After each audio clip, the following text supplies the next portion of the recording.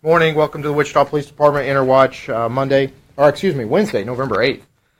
Welcome to this morning. I have two items that we're going to cover today. Talk about the computer crime that occurred yesterday at the Circle K in the 2300 block of South Seneca. And then also a miscellaneous... We're good. Then also a miscellaneous report that was made in reference to some possible threats that were placed on a Twitter account yesterday. Talk about that just a little bit this morning. Then I have Sergeant O'Brien about the camera-based traffic enforcement and give a little bit of information about that. Invited the media today. We've talked about it, I think last week we put out a statement.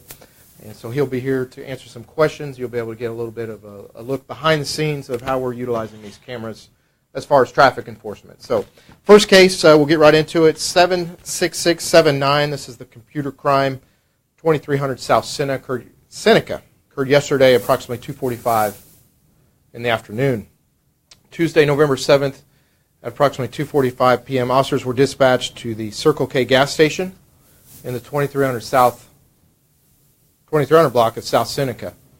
When they arrived, they made contact with a 45-year-old male employee who was doing some work on a gas pump. The male reported that when he was working on the gas pump, observed what appeared to be a credit card skimmer inside of the machine. We have obtained this device, and I spoke with our investigators, and this device is a device that's used to extract credit card data via Bluetooth, and then put that out via Bluetooth. We are asking if anyone has any information on who may have put that device there to please call Wichita Police Department detectives 268-4407 or Crime Stoppers at 267-2111. Also, if you feel like your credit card has been compromised, obviously if you've used this location, check your credit card statements, check your financial card statements. If you do feel that your credit card's been compromised, please contact your financial institution and have them help you with the next appropriate steps. And you can also file a police report with the Wichita Police Department. When you say Bluetooth, do you mean that the person doesn't have to be in that area? That they could be Well, they would have to be close to Bluetooth. You'd have to be in some sort of close proximity. Could the skimmer be seen from the outside? Like, would the average person see it?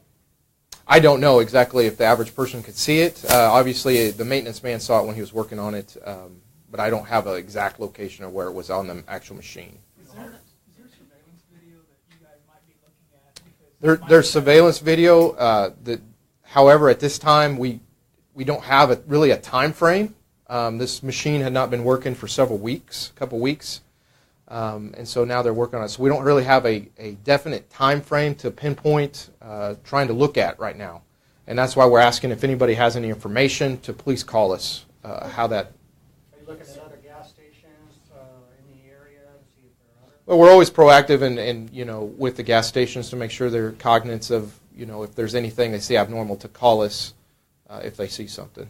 So that gas pump was not working? So that It was had- the one that he was fixing? Right, he was working. This man is a maintenance man that was working on this. Now, why it wasn't working, I don't have that information, but he was working on this and then saw this, what appeared to be a skimmer, if you will, and then we have looked at the device, and it was an electronic. It was a device to extract credit card or debit card information. I know I'm but just to be clear. Sure. He found the skimmer. It had not been working for a couple of weeks. The machine had not been working, correct. Now, why it hadn't been working, I don't know. I don't have. The pump, yeah. The pump had not been working. I'm sorry, the pump, yes. That's what was reported to us. So you don't really know how long this skimmer's been on there? Right, we don't have any definite information. So we're asking if anybody has that information to please call us. Can you give the case number one more time? Yeah, it's 76679. Can anybody from the public look at a pump and tell if there's a skimmer on a reader? I'm not an expert in those type of devices, so I couldn't answer that. Yeah. And were the other pumps checked to see if other skimmer devices were found inside? I don't know if the employees have went in and checked each of the pumps. They may have. That would be something to ask maybe the management at the store. Said the maintenance guy found it inside the machine? While he was working on it, correct. Okay, how many cases like this have we had?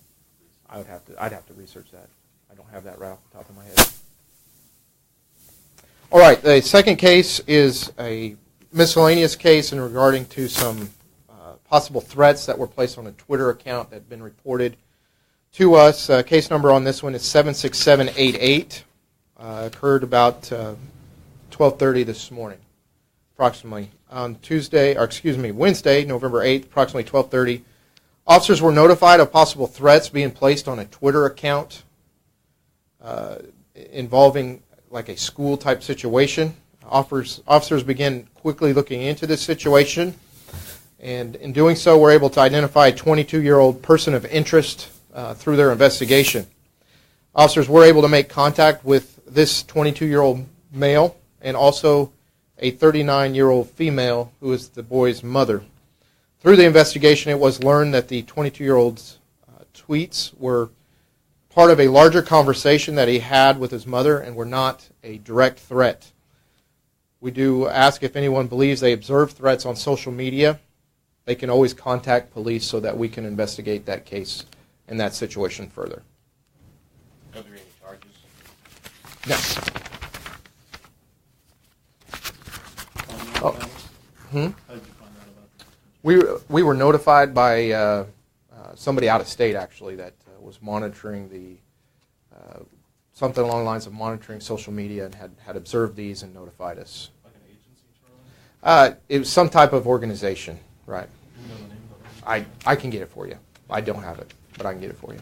So basically, this kid was having an argument with his mom on social media. I wouldn't say an argument. He had a conversation with his mom, and some of these tweets were just in reference to that conversation.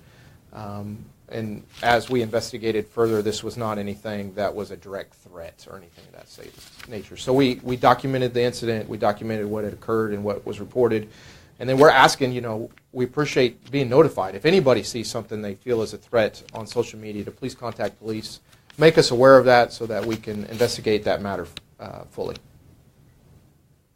All right, I will now pass it over to Sergeant O'Brien. He's here today to talk a little bit about the camera-based traffic enforcement. We have a PowerPoint here behind us that has a few slides that you'd be able to look at as we go through this. Paul, are you going to?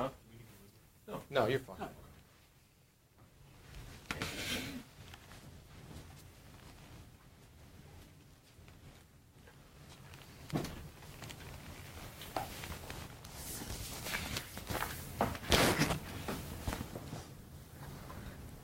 Well, good morning. I'm Kelly O'Brien, Sergeant with the Wichita Police Department, and happy to visit with you today about camera-based traffic enforcement. The goal on this, Is that working? nah. We can scroll though. Yeah, I'll do it for you. You got it. Okay. Currently, there are 97 cameras in the core area of downtown Wichita. We utilize these cameras for public safety purposes, and recently we've done a pilot program looking at utilizing these cameras for traffic enforcement in this area. The idea is to improve traffic safety downtown, to enhance our enforcement efforts, and raise public awareness.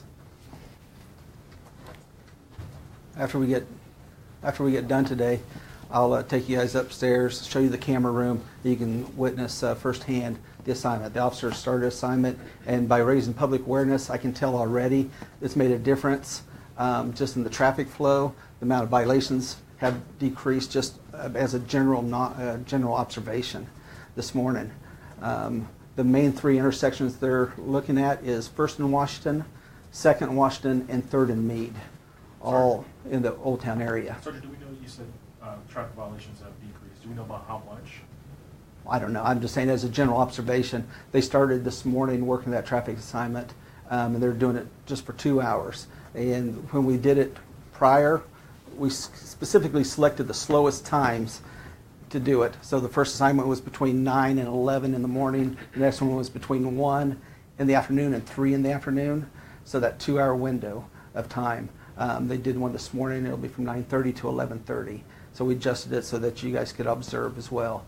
But just as a general observation, the traffic violations, I think based upon awareness, has dramatically decreased. One of the goals was to make that comparison to see if raising awareness to traffic concerns and complaints in certain areas would decrease as with this method. And the traffic cameras are always on, it's just more, when you say enforcement, does that mean that officers are on the street? Officers are monitoring them. Gotcha. Yes, sir. Of the 3 locations that we're monitoring with cameras, here's a view of First and Washington. First and Washington's unique because at this time you have a bicycle lane that's new to that area. You have construction going on in that area, and there's a lot of pedestrian traffic in that area. I can tell you the traffic collisions in that area have tripled over the last 2 years.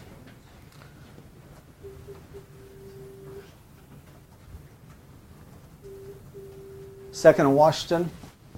There's a view for Second and Washington. Once again,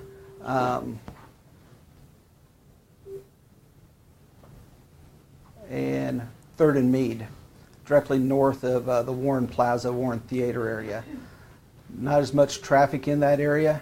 However, we have seen an increase this year compared to the prior 2 years in accidents at that location. All 3 of those locations, we have received traffic complaints with the Wichita Police Department. The number 1 complaint that is received is traffic related.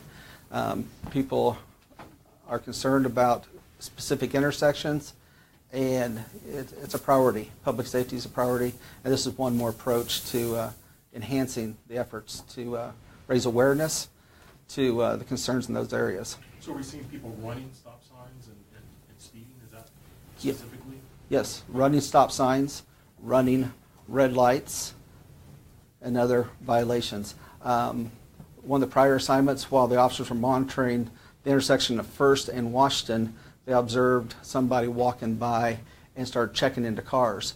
And so the officers were specifically looking at traffic enforcement project, and we ceased doing the traffic enforcement and then focused on that individual. So he was stopped and identified, and honestly, they prevented a car from getting broken into. That's what he was there for.